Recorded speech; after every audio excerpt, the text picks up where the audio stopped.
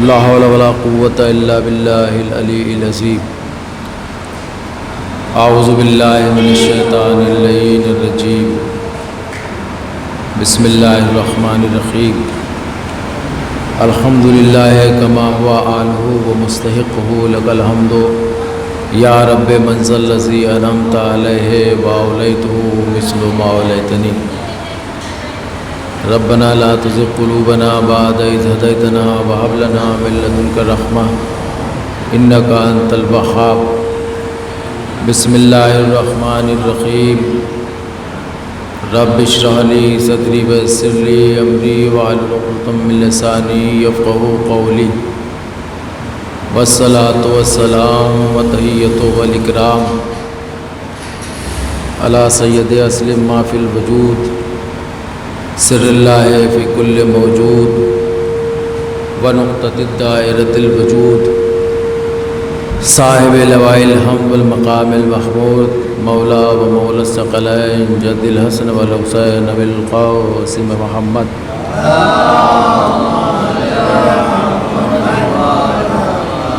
بسم اللہ الرحمن الرحیم. اللہم کل ولیک الحجۃ ابن الحسن صلواتک علیہ وعلی آبائہ فی ہذہ الساعۃ وفی کل ساعۃ ولیا وحافظا وقائدا وناصرا وذلیلا وإن حتی تسکنہ ارضک طوعا وتمتعہ فیہا طویلا.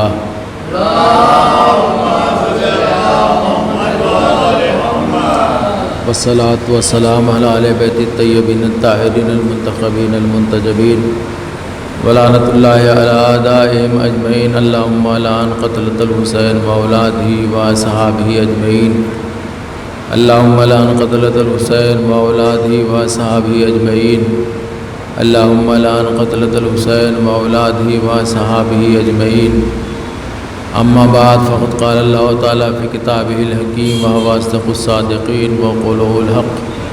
بسم اللہ الرحمن الرحیم. ویل لکل ہمزۃ لمزہ الذی جمع مالہ وعددہ یحسب ان مالہ اخلدہ کلا لینبذن فی الحطمہ وما ادراک ما الحطمہ نار اللہ موقدۃ التی تطلع علی الافئدہ. صلوات علیہ.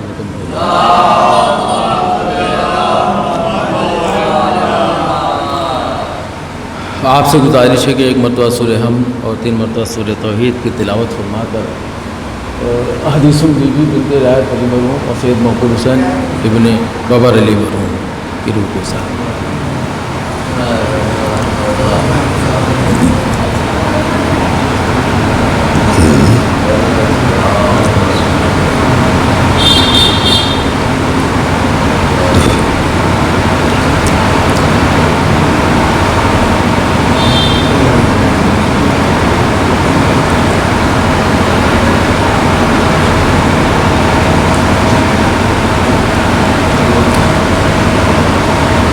بارے دیگر نعرے صلوات.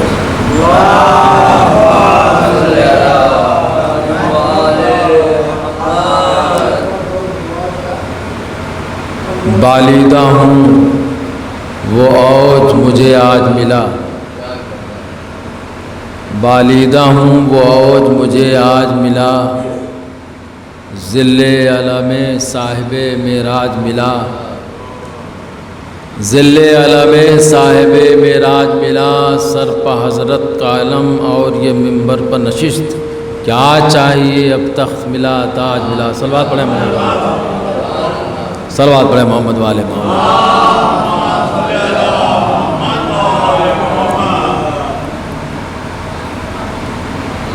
اس جلوس کی مجلس کا باضابطہ اور باقاعدہ آغاز ہو چکا ہے. جو نوجوان میری آواز سن رہے ہیں ان سے گزارش ہے کہ جو کام میں مصروف ہیں وہ ان کے علاوہ جو ادھر ادھر ٹہل رہے ہیں یا بیٹھے ہوئے ہیں ان سے گزارش ہے کہ فرش اعضاء پر تشریف لائیں اور اس عبادت میں شریک ہوں. اس لیے کہ یہ مجلس تمام عزاداری کے لوازمات کا ایک اہم حصہ ہے. ایک عظیم عبادت ہے، تو لہٰذا اس کا پورا خیال رکھنا چاہیے کہ اپنی اپنی تمام ذمہ داریوں کا خیال کرتے ہوئے بھی اس فرش اعضاء پر پہنچنے کی کوشش کرنی چاہیے۔ اور جو بزرگ حضرات پیچھے بیٹھے وہ آگے تشریف لائیں تاکہ براہ راست کچھ گفتگو کی جا سکے۔ صلوات پڑھیں حضرت محمد والے محمد پر۔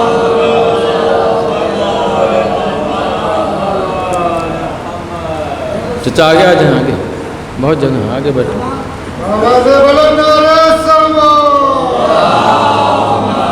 آئیے تشریف لائیں۔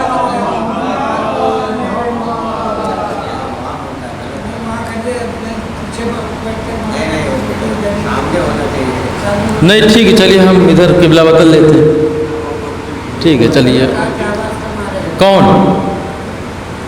چلیے اب وہ روحانی کیف سے سرشار ہیں، انشاءاللہ سے دعائیں دیں اپنے بچوں کو۔ ہمارے بزرگ اس فرش اعضاء پہ اس لیے موجود ہوتے ہیں کہ وہ اپنے بچوں کو دعائیں دیں، اس لیے کہ انہوں نے اتنی مجلسیں سن رکھی ہیں، اتنی اس عبادت کا ثواب کا اتنا حصول کر چکے ہیں کہ اگر وہ فرش اعضاء پہ بیٹھے ہیں تو ان کا بیٹھنا ہی عبادت ہے، کوئی ضروری نہیں کہ وہ سن سکیں۔ صلوات پڑھیں محمد والے محمد پر۔ اور حسین ایک ایسا لفظ ہے کہ دنیا کی کسی زبان میں بولا جائے، چاہے وہ زبان آتی ہو یا نہ آتی ہو، لیکن وہ لوگ یہ حسین دل کی گہرائیوں تک اپنے آپ نفوذ کرنے لگتا ہے۔ یہ حسین کے نام کی خاصیت اور کیفیت ہے۔ تو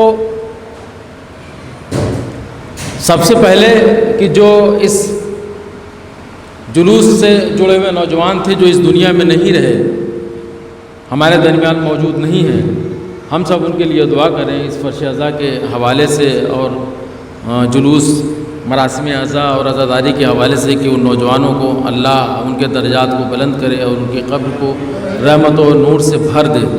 اور جو بزرگ بھی ہمارے درمیان نہیں رہے، جن کی دعاؤں اور ان کی حوصلہ افزائیوں سے ہم لوگ اپنی زندگی کا سفر یہاں تک طے کر چکے ہیں، اور ان کی حوصلہ افزائی، ان کی دعائیں ہمارے لیے بہت ہی اہم تھیں، آج ہم ان کی شفقت اور محبت سے محروم ہو چکے ہیں۔ اللہ انہیں غریق رحمت کرے، ان کی قبروں میں نور بر دے اور ان کے درجات کو بلند کرے۔ صلوات پڑھیں محمد والے محمد۔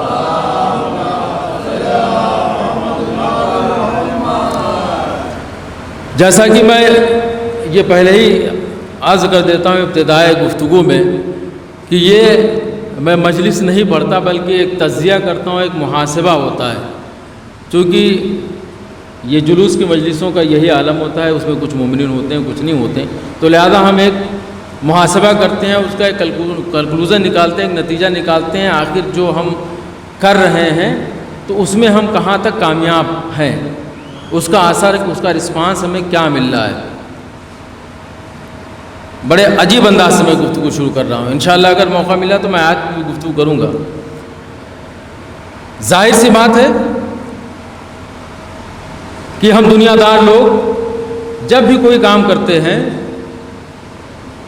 جب بھی کسی کام کا آغاز کرتے ہیں یا کوئی کام شروع کرتے ہیں، جب اس کو آگے بڑھانے کی کوشش کرتے ہیں تو اس کا محاسبہ کرتے ہیں، اس کے نفع نقصان کا، اس کے فائدے کا، کہ جو ہم یہ کام کر رہے ہیں اس میں کتنا ہمیں فائدہ ہو رہا ہے اور اس کا نقصان کیا ہو رہا ہے۔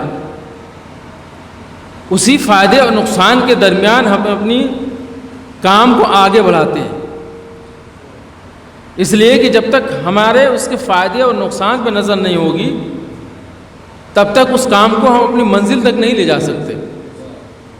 اگر فائدہ ہوا تو بہت اچھی بات، اگر نقصان ہوا تو ہمارے ساری محنت تباہ ہو جائے گی، برباد ہو جائے گی۔ تو اسی تناظر میں تھوڑی دیر کے لیے ہم سب محاسبہ کریں۔ دیکھیے یہ ذاتیاتی گفتگو نہیں، یہ ایک محاسبہ ہے، جتنی ذمہ داری ہماری ہے اتنی ذمہ داری آپ کی ہے کہ ہم یہ محاسبہ کریں، ہم یہ طے کریں، ہم یہ سوچیں کہ ہم نے عزا خانے تو بڑے خوبصورت بنا لیے۔ یہ طنز نہیں، بننا چاہیے، بننا چاہیے، اس سے بھی خوبصورت بننا چاہیے، لیکن ہمیں اس کے مقصد پہ تو نظر ہونی چاہیے نا۔ عزا خانے بہت خوبصورت بنا لیے، مسجدیں بڑی عالیشان بنا لی، اس میں پیسے بہت خرچہ کر دیا، ڈیکوریشن بھی کر دیا، اے سی بھی لگا دیا، سب کچھ لگا دیا. چلیے فلاحی کام ہے، لوگ لگاتے ہیں، حصہ دیتے ہیں اپنی اپنی محنت کا، اس میں اجتماعی طور سے کام آگے بڑھتا ہے. چلیے ہم نے عزا خانے بنا لیے، ہم نے خوبصورت مسجد بھی بنا لی. ہم چھوٹی سے ایک مجلس گھر میں کرتے تھے، وہ اعلیٰ پیمانے پہ کرنے لگے. پہلے محلے کے 10 لوگوں کو بلاتے تھے، اب پورے گاؤں سے بڑھ کے دوسرے گاؤں کے لوگ اور شہروں اور قصبوں سے بھی لوگوں کو بلانا شروع کر دیا. چلیے اچھی بات ہے، ہونا بھی چاہیے. تو جہاں ایک مجلس ہوتی تھی، آج ماشاءاللہ اس گاؤں میں 10 مجلسیں ہوتی ہیں. اچھی بات ہے، فروغ اعضا ہے. تدریجاً ہمیں ترقی ہو رہی ہے. بہت ہی اطمینان سے انشاءاللہ اپنی بات کنوے کرنے کی کوشش کروں گا، اور وقت میں انشاءاللہ ایک نتیجے تک ہم لوگ پہنچیں گے. کہیں اور نہ جائیں، یہی جلوس تھا، یہ 22 محرم کا جلوس 2-3 چھوٹے بچوں نے شروع کیا تھا. اس کی تاریخ گاؤں والوں کو معلوم ہے، ہو سکتا ہے جو یہ نوجوان بیٹھے ہیں نئے نسل کے ان کو نہ معلوم. 2-3 بچوں نے اس جلوس کی بنا رکھی. ظاہر سی بات ہے، جب کوئی گاؤں میں کوئی بچہ اچھا کام کرتا ہے تو اس کو بزرگ بھی سپورٹ کرتے ہیں، مدد کرتے ہیں کہ چلو لڑکے نے اچھا کام کیا ہے، اس کی مدد کرنی چاہیے. تو گاؤں والوں نے بھی بچوں کے حوصلے کو دیکھا، ان کے حوصلے کی ستائش اور ان کے پذیرائی کے لیے لوگوں نے اپنے ہاتھ بڑھا دیے اور مدد کرنا شروع کی. تو جو جلوس ایک علم سے اٹھا، معمولی تبرک معمولی نہیں ہوتا، لیکن ظاہری اعتبار سے ہم بتا رہے ہیں. تبرک تو اہم ہوتا ہے. چند پیسوں سے شروع ہونے والا جلوس دیکھیے آج ترقی کی کس مرحلے پہ پہنچ گیا. بمشکل تمام یہ جلوس 50 روپے سے شروع ہوا تھا، آج ماشاءاللہ 1,00,000 1.5 لاکھ 2 لاکھ 2.5 لاکھ جس کی جتنی حیثیت اس حساب سے اس میں پارٹیسپیٹ کر رہا ہے، اس میں حصے داری اپنی اندراج کر رہا ہے، اپنی حصے داری اندراج کر رہا ہے، درج کروا رہا ہے. ہر آدمی یہ چاہتا ہے کہ یہ جلوس میں ہم شریک ہوں، دامے درمے قدمے سخنے اپنی حیثیت کے مطابق جتنا ہو سکے اس میں شریک ہوں. اور لوگ شریک بھی ہو رہے ہیں، لیکن میرا پیغام ہے ان نوجوانوں سے جو یہ جلوس کرتے ہیں، شریک ہو رہے ہیں. حسین کے دربار پہ آنے کا، ان سے کچھ حسن طلب رکھنا، ان سے مانگنے کی اپنی ایک تہذیب ہوتی ہے، ایک تہذیب ہوتی ہے، ایک سلیقہ ہوتا ہے.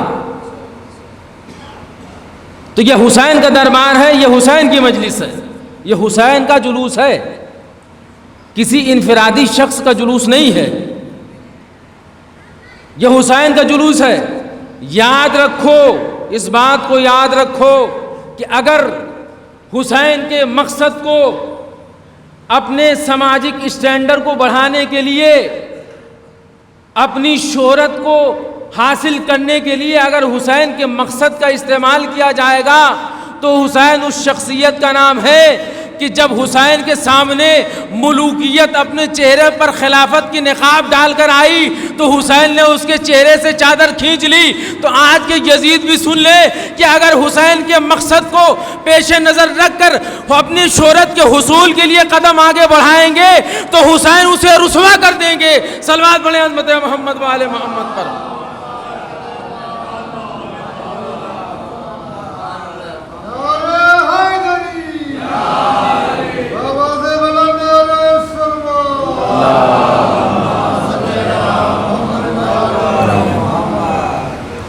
تو یہ آزاداری ہے جلوس.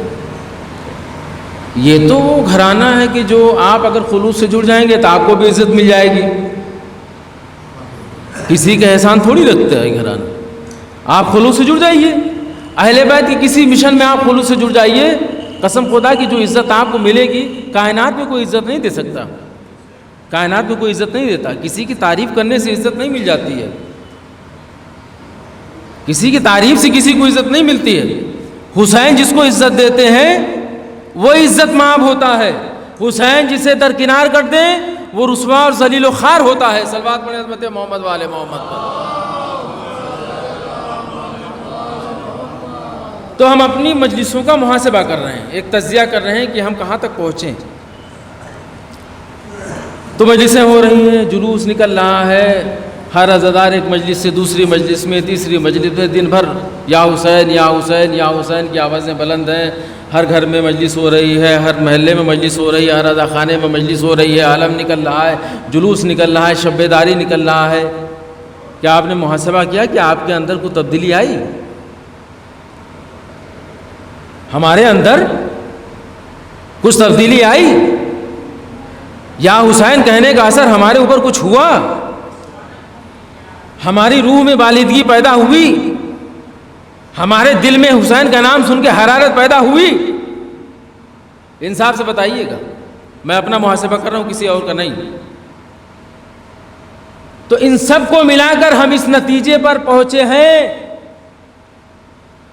سماج کے حالات, معاشرے کے حالات, ہم اپنی بدحالی کو دیکھتے ہوئے اس نتیجے پہ پہنچے ہیں کہ جس کا قائد حسین ہو, جس کا رہبر حسین ہو, وہ قوم اخلاقی زوال کا شکار کیوں ہو رہی ہے؟ اس کی وجہ کیا ہے؟ یہ بہت بڑا المیہ ہے. تو ہم اس نتیجے پر پہنچے ہیں کہ ہم مجلسیں تو کرتے ہیں, ہم جلوس تو نکالتے ہیں, ہم علم اٹھاتے ہیں, ہم تعزیہ اٹھاتے ہیں, ہم یا حسین کرتے ہیں, ہم اچھے سے اچھا تبرک بانٹتے ہیں, اچھی سے اچھی سبیل لگاتے ہیں, لیکن ہمارے کردار میں کوئی تبدیلی نہیں آ رہی ہے. کیوں نہیں آ رہی ہے؟ کیونکہ حسین ابھی ہماری زبان پر ہے. حسین ہماری زبان پہ ہے, ہمارے دل میں حسین نہیں. حسین ہماری زبان پہ ہے, ہمارے اخلاق میں حسین نہیں. ہماری زبان پہ حسین ہے, ہماری نیت میں حسین نہیں. ہماری زبان پہ حسین ہے, ہماری جرأت میں حسین نہیں. ہماری زبان پہ حسین ہے, ہماری شجاعت میں حسین نہیں. ہماری زبان پہ حسین ہے, ہمارے حوصلے میں حسین نہیں. ہماری زبان پہ حسین ہے, ہمارے ارادوں میں حسین نہیں. ہماری زبان پہ حسین ہے, ہماری جانثاری میں حسین نہیں. ہماری زبان پہ حسین ہے, ہماری وفاداری میں حسین نہیں. ہماری زبان پہ حسین ہے, ہمارا عزا خانوں میں حسین نہیں. ہماری زبان پہ حسین ہے, ہماری مجلسوں میں حسین نہیں. ہماری زبان پہ حسین ہے, ہماری ممبروں پہ حسین نہیں. ہمارے زبان پہ حسین ہے, ہماری مجلسوں میں حسین نہیں. ہماری زبان پہ حسین ہے, ہماری مسجدوں میں حسین نہیں. ہماری زبان پہ حسین ہے, ہماری نمازوں میں حسین نہیں. بہت تلخ بات کہہ رہا ہوں کہ ہماری زبان پر تو حسین آ گئے, ہم حسین کے نام سے سب چیز حصول کر رہے ہیں. حسین کی طرف سے رسد ہمیں مل رہی ہے, ہمیں رزق بھی مل رہا ہے, لیکن جو حسین کا مشن ہے, جو حسین کا مقصد ہے, وہ پورا نہیں ہو رہا ہے. کیوں؟ کہ حسین ابھی ہماری زبان تک ہے, ہمارے عمل میں حسین نہیں آئے. ہم حسین ہمارے معاملات میں حسین نہیں آئے ہیں, ہماری سماجیات میں حسین نہیں آئے ہیں, ہماری گفتگو میں حسین نہیں آئے ہیں, ہمارے دلوں کی حرارت میں حسین نہیں آئے ہیں, ہمارے اٹھنے بیٹھنے کے طریقے میں حسین نہیں آئے ہیں, ہمارے رشتوں میں حسین نہیں آئے ہیں. اگر ہمارے گفتگو میں حسین آ جائیں تو ایک دوسروں کی دل آزاری نہیں ہو سکتی. اگر ہمارے رشتوں میں حسین آ جائے تو ایک دوسرے کے احترام میں کمی نہیں ہوگی. اگر ہمارے اخلاق میں حسین آ جائے تو بزرگوں کی توہین نہیں ہوگی. اگر ہماری وفاداری میں حسین آ جائے تو ایک دوسرے کے ساتھ دھوکہ نہیں ہوگا. اگر ہمارے معاملات میں حسین آ جائے تو ایک دوسرے کے ساتھ غداری نہیں ہوگی. یاد رکھو, جب تک ہمارے سماج میں غداری ہوتی رہے گی, جب تک ظلم کے خلاف کوئی آواز نہیں اٹھائے گا, جب تک سچ بولنے کی ہمت نہیں ہوگی, جب تک ظالم کے خلاف ڈٹ کر کھڑے ہونے کی جرأت نہیں ہوگی, سمجھ جاؤ کہ حسین ہماری زبان پہ ہے, ہمارے دل میں نہیں. صلوات پڑھیں عظمت محمد والے محمد پر.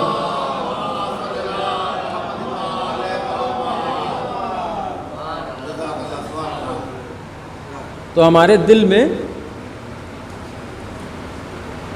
حسین نہیں. ایسا نہیں کہ سب کے ساتھ ایسا ہے، نہیں، سب کے ساتھ ایسا نہیں.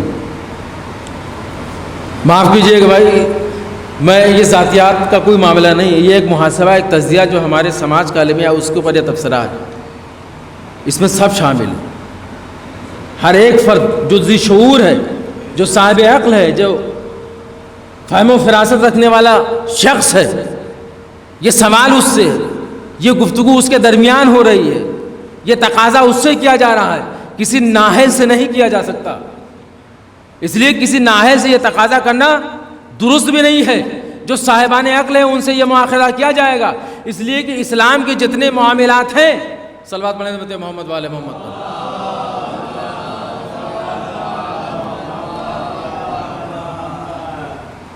اس لیے کہ جتنے معاملات ہیں اسلام کے، شریعت کا جو نفاذ ہے، شریعت کا جو حکم لاگو ہوتا ہے وہ انسان کے عقل کے مطابق ہوتا ہے، عقل کے مطابق ہوتا ہے.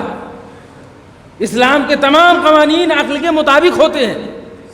یہی وجہ ہے جو جتنا عقل مند ہوگا محشر کے میدان میں اس سے جتنا ہی زیادہ سوال ہوگا، اس کی ذمہ داری اتنی زیادہ بڑھ جائے گی.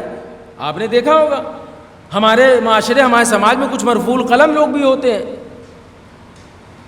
جن کی عقل کم ہوتی ہے، جسے ہم دیوانہ کہتے ہیں، تو ان کے اوپر تو شریعت کے احکام نہیں ہوتے نا. ان سے کہا جائے نماز پڑھیے، روزہ رکھیے، ان کے لیے نہ نماز ہے نہ روزہ ہے، چونکہ وہ عقل سے معذور ہیں. تو جو یہ خطاب ہے صاحبان عقل، صاحبان بصیرت، صاحبان فہم و فراست والوں سے ہے کہ ہم سب کو محاسبہ کرنا پڑے گا، ہم سب کو اپنی ذمہ داری کا احساس کرنا پڑے گا، ہمیں اپنی مسئولیت کا احساس ہونا چاہیے. ہمیں اس لمحے کے، ایک لمحے کے لیے کم سے کم دنیا داری کی اس بھاگتی دوڑتی دنیا کی لمحوں سے اگر کوئی فرصت ہمیں نصیب ہو، کہ ہمیں توفیق میں اضافہ ہو کہ ہم فرش اعضاء پہ آ کے بیٹھ جائیں، حسین کے نام پر ہی صحیح، اگر ہم فرش اعضاء پہ بیٹھ جائیں تو ایک لمحے کے لیے ہم یہ ضرور سوچیں کہ ہماری ذمہ داری کیا ہے، سماج کے لیے ہمیں کیسا ہونا چاہیے، معاشرے کے لیے کیسا ہونا چاہیے، خاندان کے لیے کیسا ہونا چاہیے، اپنے بھائی کے لیے کیسا ہونا چاہیے، اپنے رشتہ دار کے لیے کیسا ہونا چاہیے، اپنے نوجوانوں کے لیے کیسا ہونا چاہیے، اپنے بزرگوں کے لیے کیسا ہونا چاہیے، اپنے اندرون خانہ کے افراد کے ساتھ کیسا ہمارا سلوک ہونا چاہیے.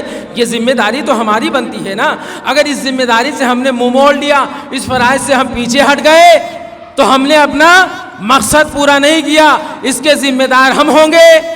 ہماری ذمہ داری زیادہ بنتی ہے، اس لیے کہ ہمیں بتایا جاتا ہے، ہمیں درس دیا جاتا ہے، ہم مجلسوں میں آتے ہیں، فرش اعضاء پہ بیٹھتے ہیں تو ہماری ذمہ داری زیادہ بن جاتی ہے. تو ہم سب محاسبہ کریں، ہم سب تجزیہ کریں، ہم سب سوچیں، ایک لمحے کے لیے صحیح سوچیں کیا ہمارا مقصد پورا ہو رہا ہے. اگر کسی سے کہا جائے کہ بھی اتنی زیاداری ہو رہی ہے، سب کچھ ہو رہا ہے، کچھ لوگوں کو ممتحن بنا دیا جائے کہ بتائیے، صلوات پڑھیں حضرت محمد والے محمد،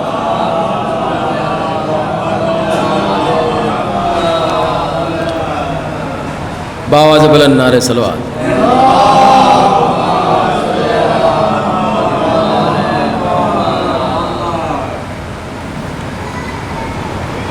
تو یہ سوچا جائے تو عمل کے میدان میں اگر ہمارا رزلٹ دیکھا جائے تو اتنا نہیں ہے کہ جس پہ ہم خوش ہو سکیں، خوشی منا سکیں کہ چلیے بہت اچھا رزلٹ ہے ہمارا، بہت اچھا ہے. اور ہر محنت کا ایک نتیجہ ہوتا ہے. ہمارے مولوی صاحب بیٹھے ہوئے ہیں، بچپن میں آپ سے پڑھا ہے، ہم نے خوب پڑھایا ماشاءاللہ، بڑی محنت سے پڑھایا ہے. گاؤں کے بچوں کو تعلیم و تربیت کا انتظام مومنین نے کیا تھا، آپ نے بچوں کو پڑھایا، الف بے اور قرآن شریف دینیات سب کچھ آپ نے پڑھایا. مولوی صاحب سے پوچھیے، مولوی صاحب بتائیں گے کہ جب امتحان کا وقت آتا تھا، جب امتحان لینے والے انسپکٹر آتے تھے تو لڑکوں سے زیادہ بے چینی استاد کو ہوتی تھی. کیوں؟ اس لیے کہ ان کی عزت داؤں پہ لگی رہتی تھی کہ ہم نے اپنے بچوں کو جو سال بھر پڑھایا ہے اس کا نتیجہ کیا آنے والا ہے. مصعب آپ اس بات کو محسوس کریں گے. کیوں؟ اس لیے کہ ممتحن تو آئے گا، امتحان لے گا، لیکن عزت کس کی داؤں پہ لگی؟ استاد کی. کیوں؟ چونکہ سال بھر تربیت دی، تعلیم دی، اب اس کے رزلٹ کا وقت آیا. تو اگر رزلٹ اچھا آیا تو استاد خوش ہوا، دعائیں دی، گاؤں والوں نے تعریف کی کہ رزلٹ بہت اچھا آیا. سیکریٹری صاحب نے بھی کہا ہمارے بچوں کا رزلٹ بہت اچھا آیا، اس لیے کہ استاد نے محنت کی. لیکن ان سے پوچھئے کہ جس مولوی نے، جس استاد نے سال بھر محنت کی ہو، اس کے بچے ناکارے نکل گئے ہوں، تو وہ مولوی کس طرح سے گاؤں میں اپنا منہ دکھائے گا اور کیسے کہے گا کہ ہمارے بچوں کا یہ رزلٹ ہے؟ صلوات پڑھیں حضرت محمد وآل محمد پر.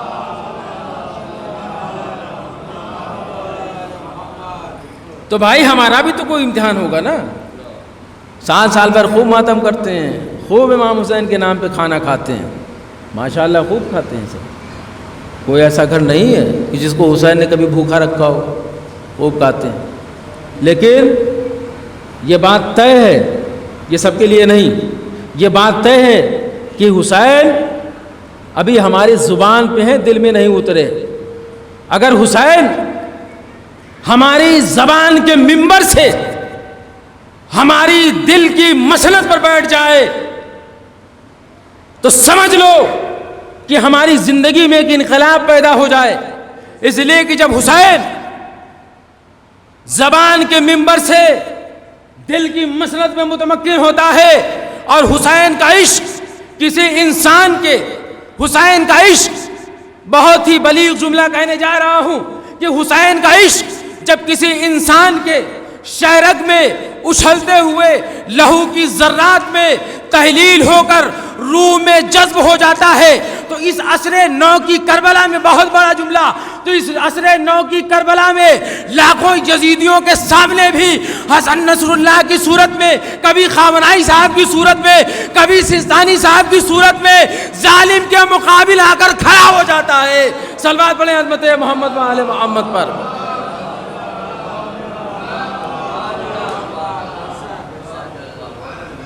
یہ حسین کا عشق. جب حسین کا عشق انسان کی زبان سے انسان کی روح میں اتر جاتا ہے، اس کے سینے میں حرارت پیدا کرتا ہے، تو انسان انقلاب پیدا کر دیتا ہے. انسان انقلاب پیدا کر دیتا ہے. لیکن مسئلہ یہ ہے کہ ابھی ہمارا معاملہ اس نوعیت کا نہیں ہے جیسا کہ ہونا چاہیے. یہی مسئلہ نہیں ہے، پورے عالم اسلام کا مسئلہ لے لیجئے. پورے عالم اسلام کی یہی حالت ہے. آپ سے پوچھا جائے، کسی سے پوچھئے بھائی آپ نماز کیوں پڑھتے ہیں؟ بہت آہستہ آہستہ اپنے بچوں کے لیے، اپنے نوجوان دوستوں کے لیے گفتگو کر رہا ہوں. بزرگوں سے صرف دعائیں چاہوں گا اور افسرات افزائی چاہوں گا. تمام عالم اسلام کا نظریہ، کوئی بھی عبادت ہو، اسلام کی کوئی عبادت، ان سے پوچھئے بھائی آپ کس لیے نماز پڑھتے ہیں؟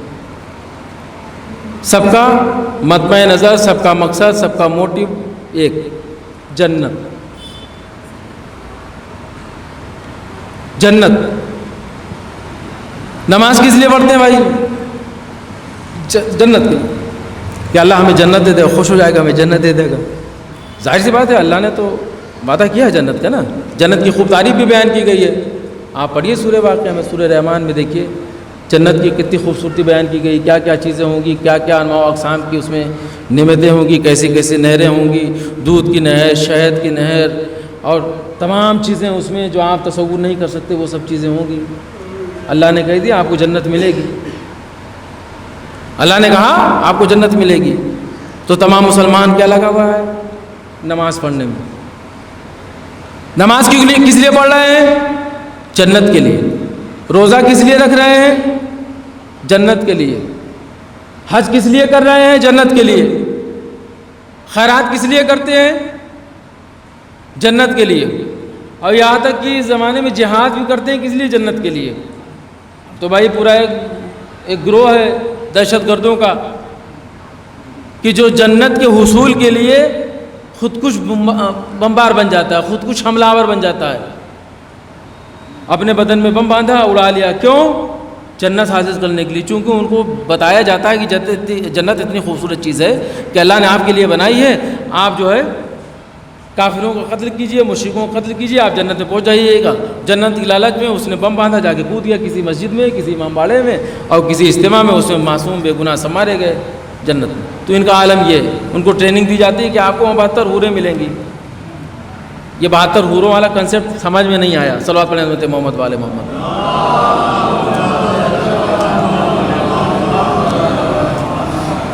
72 حوریں ملیں گی جنت میں۔ اتفاق سے خود کش حملہ آور نے اپنے کو اڑا لیا بم سے، اب وہ مرا نہیں، ہاسپٹل میں بھرتی ہو گیا، تو اس کو زیر علاج تھا۔ اس کو جب 3-4 دن کے بعد ہوش آیا، اس لیے کہ اس کو مولوی نے بریف کیا ہوا تھا کہ آپ جب خود کش حملہ کرو گے، شیعوں کا قتل کرو گے یا کسی کافر کا قتل کرو گے، تو تمہیں 72 حوریں ملیں گی جنت میں۔ وہ اس کے دماغ میں بٹھا دیا گیا تھا، اس لیے اس نے اپنی جان خودکش حملے کے ذریعے دے دی، لیکن وہ بچ گیا۔ ہاسپٹل میں اس کو بھرتی کر دیا گیا، اس کا علاج چل رہا تھا۔ سنیے مینٹلٹی دیکھیے، اس کا ہاسپٹل میں علاج چل رہا۔ 3-4 دن کے بعد جب اس کو ہوش آیا تو اس نے دیکھا کہ 2-3 خواتین اس کے ارد گرد ہیں، وہ اتفاق سے نرس تھیں۔ تو اس کو خیال آیا کہ مولوی نے مجھے بتایا تھا کہ آپ یہاں خود کش حملہ کرو گے، جنت میں جاؤ گے، فوراً 72 حوریں ملیں گی۔ تو ادھر ادھر اس نے نظر دوڑائی، تو وہ سفید لباس میں 2-3 نرس تھیں۔ تو اس نے ایک بڑی حیرت سے نرسوں کو یوں دیکھ رہا تھا۔ تو نرس نے پوچھا کیا دیکھ رہے ہو؟ کہا مولوی صاحب نے وعدہ کیا تھا کہ جب تم خود کش حملے سے اپنے کو اڑا لو گے تو تم جاؤ گے جنت میں 72 حوریں ملیں گی، یہاں تو صرف 3 حوریں نظر آ رہی ہیں۔ صلوات پڑھیں حضرت محمد والے محمد پر۔ تو 3 حوریں نظر آ رہی ہیں، تو یہ ہے۔ تو سارے اعمال کس کے لیے ہو رہے ہیں؟ جنت کے لیے۔ ایک بات کہوں، لیکن ایک بات ہے، اپنی طرف سے نہیں کہوں گا، حدیث کے حوالے سے بھی نہیں کہوں گا، میں قرآن سے یہ بات کہوں کہ اللہ نے جنت کا وعدہ مسلمانوں سے نہیں کیا ہے۔ اللہ نے جنت کا وعدہ مسلمانوں سے نہیں کیا ہے۔ پورے قرآن میں، قرآن مسجد میں رکھا، نکالیے، سورہ الحمد کی الف سے لے کے والناس کی سین تک پڑھ ڈالیے۔ کسی ایک آیت میں اللہ نے مسلمان سے یہ نہیں کہا کہ میں تمہیں جنت دوں گا تم مسلمان ہو، کسی آیت میں نہیں ہے۔ اور آگے بڑھ کر کہوں، مسلمان سے نہیں، کسی روزے دار سے بھی وعدہ نہیں کیا کہ تم روزہ رکھو میں تمہیں جنت دوں گا۔ کسی روزے دار سے بھی اللہ نے جنت کا وعدہ نہیں کیا، قرآن میں کوئی آیت نہیں۔ یہاں تک کہ کسی نمازی سے بھی وعدہ نہیں کیا۔ بہت توجہ چاہتا ہوں، کسی نمازی سے بھی اللہ نے جنت کا وعدہ نہیں کیا، لیکن اللہ نے جنت کا وعدہ ضرور کیا ہے، لیکن کس سے کیا ہے؟ جنت کا وعدہ نمازیوں سے نہیں ہے، مسلمانوں سے نہیں ہے، حج کرنے والوں سے نہیں ہے، روزہ رکھنے والوں سے نہیں ہے۔ یعنی وعدہ نہیں کیا کہ جو روزہ رکھے گا اس کو ہم جنت دے دیں گے، جس نے کلمہ پڑھ لیا اس کو ہم جنت دے دیں گے۔ اللہ نے قرآن مجید میں جنت کا وعدہ کیا ہے، الجنت ازلفت للمتقین، کہ جنت متقین کے لیے ہے، مسلمانوں کے لیے نہیں۔ صلوات پڑھیں حضرت محمد والے۔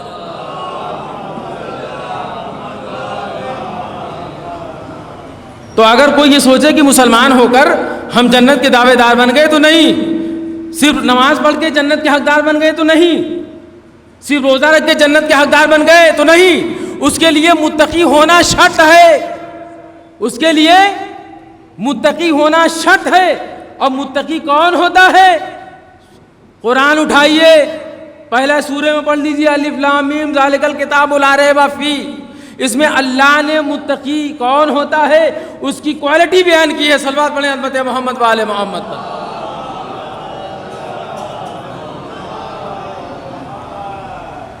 تو مسلمان ہو کر کوئی احسان نہ کرے کہ ہم مسلمان ہو گئے تو اللہ سے جنت کا ہمارا سیدھا وعدہ ہو گیا، ہم روزہ رکھتے ہیں تو پھر جنت کے حقدار ہو گئے۔ نہیں، اللہ نے جو کرائٹیریا معین کیا اس کرائٹیریا پہ پورا آپ کو اترنا پڑے گا۔ पूरा उतरना पड़ेगा, नहीं तो जन्नत नहीं मिलने वाली। और जहाँ तक नमाज, आज सब पढ़ रहे हैं, नमाज पढ़ रहे हैं कि भैया जन्नत मिल जाए, जन्नत मिल जाए, अल्लाह खुश हो जाए, अल्लाह हमसे राज़ी हो जाए। ना, अल्लाह सबसे राज़ी भी नहीं होता, अल्लाह सबसे राज़ी नहीं होता। हम लाख रोज़ा रखें, लाख नमाज पढ़ें, लेकिन इसका ये मतलब थोड़ी है कि आप मस्जिद बंद करके बैठ जाइए नमाज ना। नमाज तो पढ़ना ही पड़ेगा आपको, चूँकि अल्लाह का हुक्म है, आपको नमाज पढ़ना है, रोज़ा रखना है। अगर नहीं करेंगे ऐसा तो आपसे मुहासबा किया जाएगा। लेकिन ये जो ये चीज़ें हैं, ये मुत्तकी बनने के मुक़द्दमात में हैं। अगर आप ये अमल करेंगे, नमाज पढ़ेंगे, रोज़ा रखेंगे, हज करेंगे, ज़कात देंगे, खुम्स निकालेंगे, मोमिनीन की मदद करेंगे, सदका खैरात करेंगे, तो आप मुत्तकीन की फ़हरिस्त में आएंगे, मुत्तकीन की फ़हरिस्त में आएंगे। इसलिए कि ये मदारिज है, मुत्तकीन ईमान के और तक़वे के मदारिज में ये शामिल है। तदरीजन वहाँ तक इंसान सफ़र करता है।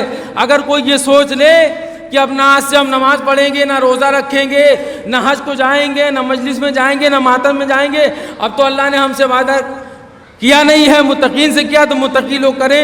अरे भाई, मुत्तकी कोई अलग से थोड़ी आता, हम ही आप से होते। सलवात पढ़ें हज़रत मोहम्मद वाले मोहम्मद पर।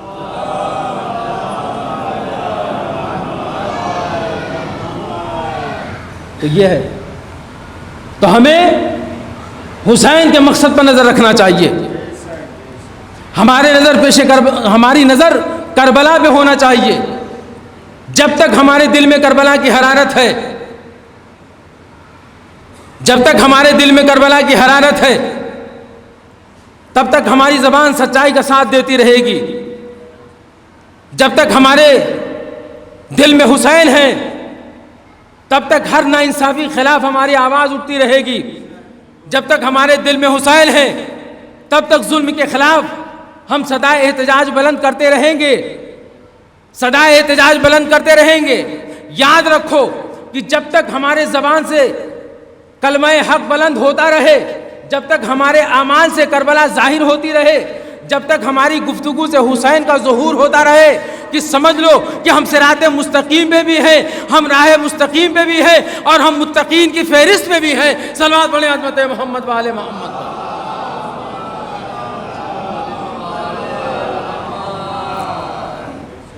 यही है करबला। जो ये मजलिसें होती हैं, ये फर्श अज़ाबिस्ता है, यूँ ही नहीं होता। ये एक रिहर्सल कराई जाती है जुल्म के ख़िलाफ़ बोलने की, जुल्म के ख़िलाफ़ बोलने की रिहर्सल कराई जाती है कि आप सच बोलें, बेबाकी के साथ बोलें, हौसले के साथ बोलें। जब आप सच बोलें तो आपके पेश नज़र हुसैन हो, समाज का कोई मुखिया ना हो। समाज का मुखिया का काम है झूठ बुलवा देना। चंद पैसों के लिए आपको ख़रीद सकता है, आप चंद पैसों के लिए बिक भी सकते हैं, इंसान का ज़मीर बिक भी सकता है। तो आपके नज़र में करबला होनी चाहिए। तो आज जो पूरी दुनिया में फर्श अदा बिछाई जाती है, हर घर से अलम निकाला जाता है, हर नौजवान सीना ज़नी करता है, गलियों में, चौराहों पर, सड़कों पर जो जुलूस निकाले जाते हैं, इसका सबसे बड़ा मकसद यह है कि ये दुनिया को हम बताते हैं कि देखो ये हम जुल्म करने वालों के खिलाफ आज भी मैदान में हैं। जब तक हमारे हाथ में आलम हुसैन का आलम है, जब तक हमारे ज़बान पर या हुसैन की आवाज़ है, हमारे सीने पर या हुसैन की सदा के साथ हमारे सीने पर मातम का निशान है, तब तक समझ लो कि हम हुसैन के रास्ते पे चल रहे हैं। जिस दिन हमारी ज़बान या हुसैन कहना बंद कर दे, हमारे ज़बान हुसैन का नाम लेना बंद कर दे और हुसैन के मिशन पर चलना हमारा कदम चलने से कासिर हो जाए, तो समझ लो कि हमने हुसैन को भी बुला दिया, हुसैन के मकसद को भी बुला दिया। हुसैन के मकसद को जिंदा करने के, हुसैन के मकसद को बाकी रखने के लिए, हुसैन के इश्क में सरशार होने के लिए हमें इन मजलिसों में आना पड़ेगा, हमें इस फर्श आज़ा पर बैठना पड़ेगा, हमें जुलूसों में हिस्सा लेना पड़ेगा, हमें बढ़कर अलम उठाना पड़ेगा, عزاداری پہ ہونے والے ہر اعتراض کا جواب دینا پڑے گا، اپنی حیثیت کے حساب سے جواب دیں گے، اس لیے کہ جس لیول کا یزید آپ کے سامنے ہو اسی اعتبار کا حسین کا چاہنے والا بھی فرش اعضا پر ہوتا ہے۔ بڑے یزیدوں سے لڑنے کے لیے ہمارے حسینی الگ ہوتے ہیں، چھوٹے چھوٹے یزیدوں سے لڑنے کے لیے ہمارے نوجوان ہوتے ہیں، ہمارے معصوم ہوتے ہیں، جو اپنے ہاتھوں میں علم اٹھا کر یزیدیت کے رخسار پر تماچا مار کر بتاتے ہیں کہ دیکھو یزید شکست خوردہ تھا، یزید ہارا تھا، یزید قیامت تک ذلیل رہے گا، یزید قیامت تک مردہ آباد رہے گا، اور حسین قیامت تک زندہ باد ہے اور زندہ آباد رہے گا۔ صلوات بڑے عظمت محمد و آل محمد پر۔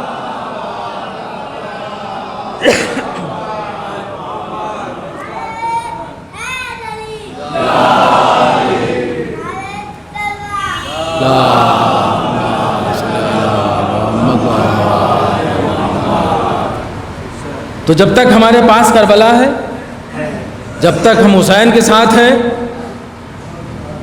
جب تک ہم حسین کے ساتھ ہیں تب تک ہم حق کے ساتھ ہیں۔ جس دن ہم نے اپنی زندگی کے ایک لمحے میں بھی حسین کو فراموش کر دیا، سمجھ لیے وہ ہماری زندگی کا بہت ہی خسارے اور گھاٹے کا وقت ہوگا۔ آج مجلسوں میں بیٹھ کر جو حسین کو روتے ہیں نا، ان کی مظلومیت میں جو ہم گریہ کرتے ہیں، نوحہ کرتے ہیں، ماتم کرتے ہیں، یہ یوں ہی نہیں ہے، بلکہ ہم ان حسین سے تجدید عہد کرتے ہیں، حسین سے اپنی وفاداری کا عہد کرتے ہیں، حسین سے اپنی جانثاری کا پیمان باندھتے ہیں، حسین سے کہتے ہیں کہ مولا کربلا کے میدان میں آپ کا ساتھ بھلے نہ کسی نے دیا ہو، لیکن آج صبح قیامت تک پیدا ہونے والے حسین کے گھر میں جو عزادار ہیں وہ آپ کے شانہ بشانہ کھڑے ہیں، آپ کی آواز پہ لبیک کہنے کے لیے کھڑے ہیں۔ ہر گھر سے نکلتے ہوئے حسینیوں کا سیلاب بتا رہا ہے کہ حسین کربلا کے میدان میں 72 تھے، لیکن آج وہ حسین 72 نہیں ہے، بلکہ حسین کائنات کے ہر گوشے میں حسین ہے۔ حسین کی آواز کائنات کے ذرے ذرے سے حسین کی آواز آ رہی ہے۔ یا آپ کی آوازیں گریا یوں ہی نہیں بلند ہو جاتی۔ آج ہم حسین کی قربانی سنتے ہیں، حسین کی مظلومیت کے بارے میں سنتے ہیں تو بے ساختہ ہماری آنکھوں سے آنسوؤں کی فرات جاری ہو جاتی ہے، ہمارا دل تڑپنے لگتا ہے، ہم بے چین ہو جاتے ہیں، ہم گریہ کرنے لگتے ہیں، ہمارے زبانوں سے بے ساختہ یا حسین کی آواز بلند ہونے لگتی ہے۔ کیوں؟ اس لیے کہ ہمارے اس دل میں، ہمارے اس گنہگار دل میں کوئی ایسا گوشہ ضرور ہے کہ جہاں حسین رہتے ہیں، یا اگر مستقل نہیں رہتے تو تھوڑے دیر کے لیے ضرور حسین کا قیام ہوتا ہے۔ ہمارے آنکھوں سے نکلنے والا آنسو یہ گواہی دیتا ہے کہ ہمارے دل کے کسی گوشے میں حسین ضرور موجود ہے۔ اگر حسین ہمارے دل میں موجود نہ ہوتے تو قسم خدا کی یا حسین کا نام سنتے ہی ہمارے آنکھوں سے آنسو نہ نکلتے۔ ہمارے آنکھوں سے آنسوؤں کا نکلنا اس بات کی دلیل ہے کہ حسین ہماری مجلس میں بھی آتے ہیں، ہماری بس میں بھی آتے ہیں، ہمارے دل میں بھی رہتے ہیں۔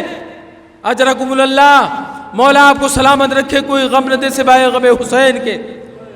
خدا آپ کی آنکھوں پہ اپنی رحمت نازل کرے اور آپ کی آنکھوں کے آنسو کبھی خشک نہ ہو، آپ کے آنکھوں کے آنسو کبھی خشک نہ ہو، آپ کی آنکھوں کی فرات ہمیشہ آپ کے خون دل اور آپ کے آنسو سے موجزن رہے۔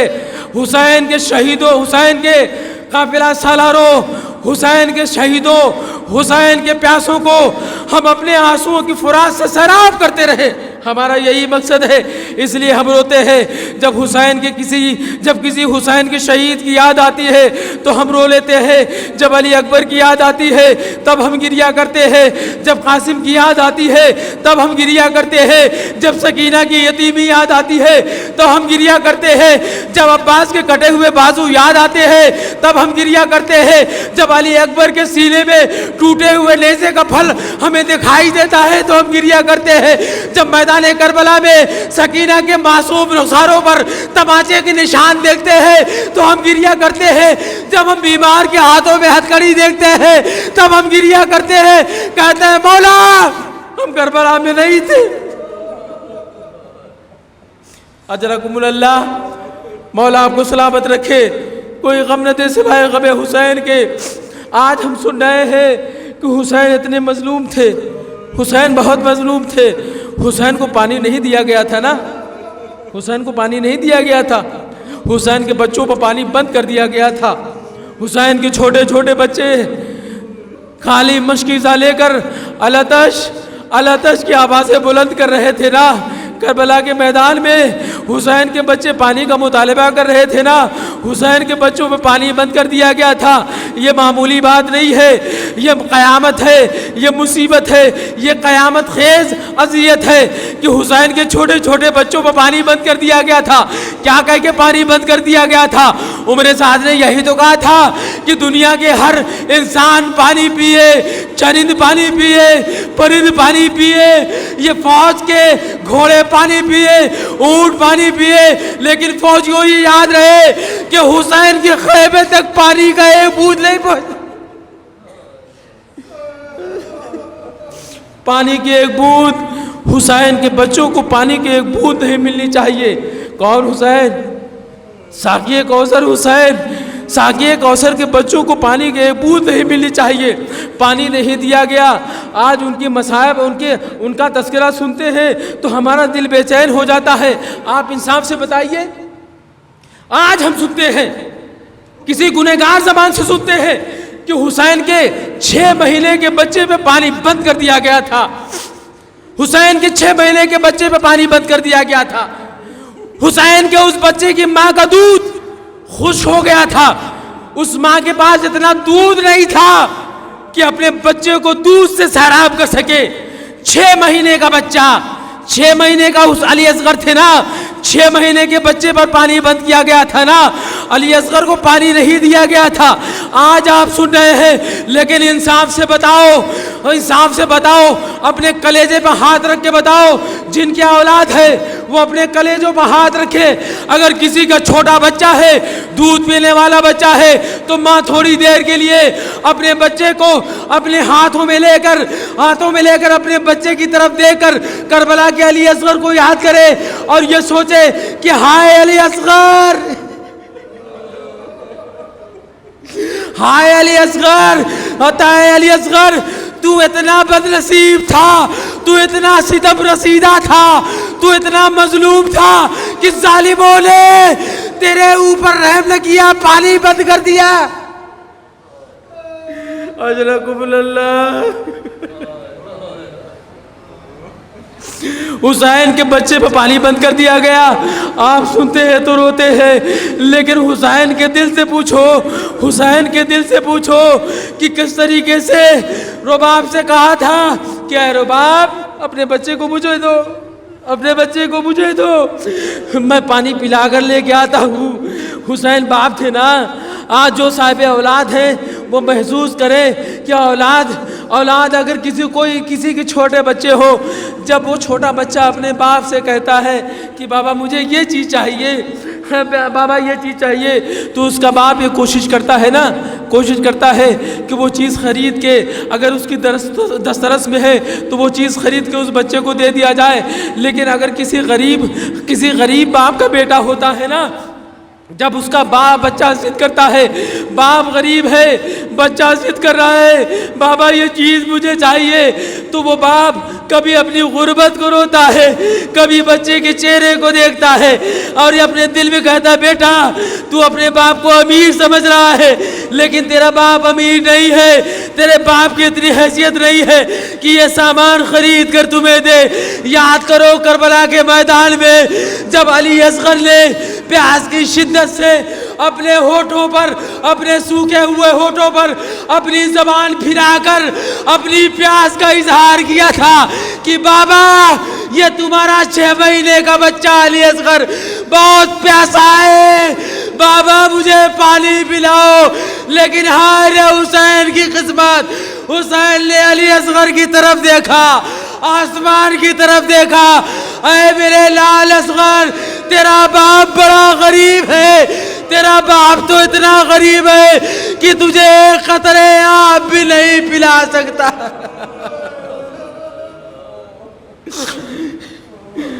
سیعلم الذین ظلموا من قلبی انقلبون۔ मातम हुसैन।